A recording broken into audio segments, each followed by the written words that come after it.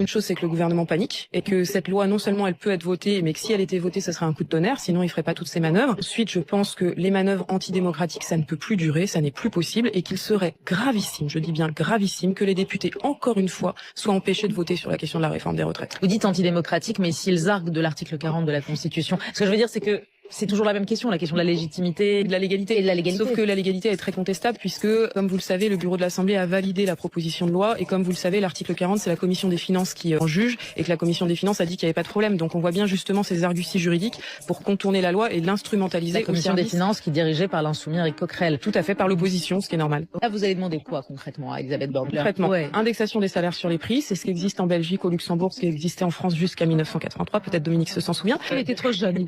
Ensuite, je vais lui demander la conditionnalité des aides publiques. Et puis enfin, je vais aussi lui demander des dispositifs pour améliorer les conditions de travail, renforcer les pouvoirs des représentants du personnel, parce que je rappelle